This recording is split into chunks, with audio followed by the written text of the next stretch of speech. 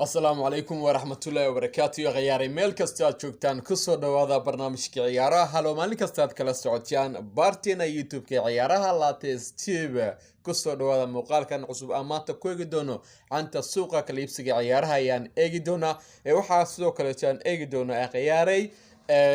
سيبا توبرياشا نادياشا برشلونة iyo kan Inter Milan aan moodo inuu imika ku wajahan yahay dalka Ingiriiska waa kooxda barnaamijkeed kala socon doonta haska bedelin channelkaada imika naga daawanaysid oo ah ciyaaraha latest tube waxaan soo kale eegi doonaa ciyaaryahan qandaraas cusub u socay naadigiisa meeqaasan ayuu qalinka ku duway ciyaaryahankaasi barnaamijka ayaad kala socon doontaa sidoo kale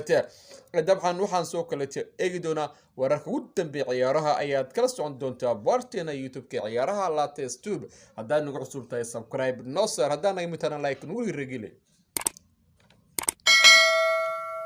naadiga Manchester United ayaad moodaa inay aad ugu mashquulsan yihiin suuqa kala iibsiga ciyaaraha iminka waxay doonayaan inay keenaan ciyaaryahan Rafael Varane waana difaac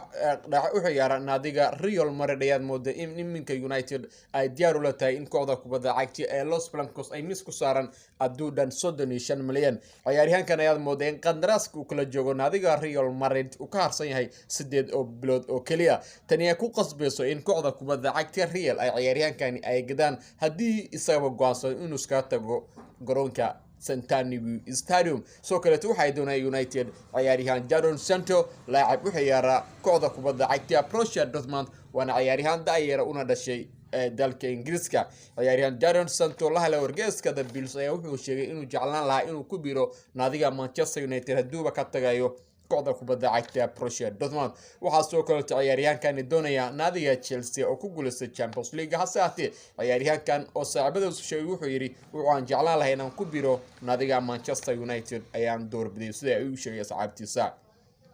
ciyaaryahan Bernardo Silva ayaad moodaa inuusan ku faraxsanin joogista Etihad Stadium iminkaas waxaa doonaya kooxaha ugu weyn horyaalka dalkaasi Isbaanishka ee La Liga ay ka mid yihiin Barcelona, Real Madrid, Atletico Madrid iyo waliba kooxda kubadda cagta Sevilla ciyaaryahankan ay ciyaaryahan muhiim u ah naadiga Manchester City hasaatee waxaad moodaa in tababaraha kooxdaasi uusan siinin boos joogta ciyaaryahankani waana ciyaaryahan soo kale muhiim u ah xulka qarankiisa ee Portugiiska wuxuuna ka mid yahay ciyaartoyda loo xushay inay matalaan xulka qaranka Portugiiska soo ka garab ciyaari doono ciyaaryahan Bruno Fernandes, Cristiano Ronaldo iyo ciyaaryahanno kale oo muhiim u ah saxay waxaan soo kale eegi doonaa ciyaaryahan De Bruyne ayaad moodaa waana mashiinka dhaqaajiya naadiga Manchester City kulanka finalka Champions League ayuu dhaawac soo garay marka waxa soo kale la sheegay in furitaanka Euro 2020 kulanka ugu horeeyay kooxdiisa la ciyaari doonto xulkiisa Belgiumka xulka qaranka Russia uu seegi doono hase haatee kulamada dambe ayaa la filayaa inuu ciyaaro ciyaaryahan De Bruyne waana ciyaaryahan runtii u baahantay xulka qaranka Belgium waxaan moodaa in kadib markuu dhaawac ahaan uga baxay garoonka dhammaan taageerayaasha Man City inta badan aad ugu niyad jabeen isagana oo bilaa inuu taasaan moodaa inuu yiri waxaan ka saacday way kooxdeed inay ku guuleystaan Champions League wana markuu horeyso ay kooxdiisa imaado finalka ciyaaryahan Kevin De Bruyne ayaa sidaas tahay caladiisa ciyaaryahan Benteke ayaa qandaraas cusub u saaray kooxdiisa Crystal Palace qandaraaskaas aad moodaa inuu yahay qandaraas 2 sano waana ciyaaryahan ka ciyaara afka hore waana ciyaaryahan inta badan ay u baahan tahay naadiga Crystal Palace ayaa moodaa in tababarooda iminka la filayo inuu iska tago kooxda waxaan u sharaxan inuu qabto shaqada kooxdaasi tababarihii hore ee naadiga Chelsea tababare Frank Lampard hase haatee ilaa iminka arrintaasi ama wararkaasi maan la hubo hase haatee waa arki doonaa waxyaabaha ka soo bixi doona arrintaasi tababaraha naadiga Barcelona ayaad moodaa in uu la heshiiyay kooxdiisa Barcelona isagoo soo kale qarash ku qaadanaya kooxda uu hoos u dhigay kaasoo mushaarkiisa marka iminka waxaad moodaa inuu la joogi doono kooxda kubadda cagta Barcelona ilaa iyo 2023 waxaana iminka kooxdaad moodaa inay la soo socdeen dhowr ciyaaryahan uu ka mid yahay ciyaaryahan Kun Aguero waxa soo kale la filay kooxda inuu yimaado ciyaaryahan Depay iyo Coquelin ayaa la filay tababarahan inuu isbedel weyn ku sameyn doono naadiga Catalan tababarahan reer Holland ayaa soo kale ka dhacay ciyaaryahan Lionel Messi inuu soo kale la sii joogo kooxda una saaro qandaraas ku kacaya 2 sano kaasad moodaa in Messi ogolaaday lana filay saacada soo socda waqtiga ama anytime inuu soo caleeyaba heshiiskaasi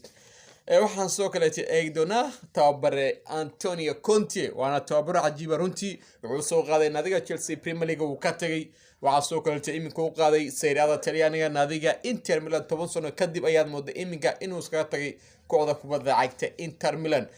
waxaana iminka la filayo inuu dib ugu soo laabto horyaalka dalka Ingiriiska siba waxaa doonaya kooxda kubadda cagta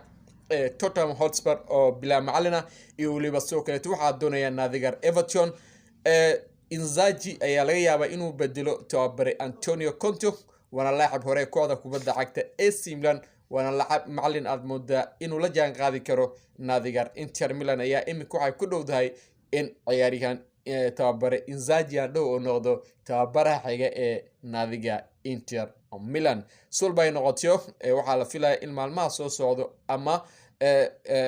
markay noqotoba ay Inter ku dhawaaqi doonto in Inzaghi uu noqonayo tababaraha xiga ee naadiga Inter Milan soo kaleetiya Antonio Conte ayaa waxa u badantay inuu dib u soo laabto horyaalka dalkaas Ingiriiska barnaamijkii sportiga kala socoteen ciyaaraha la testo ciyaarey waa naga intiya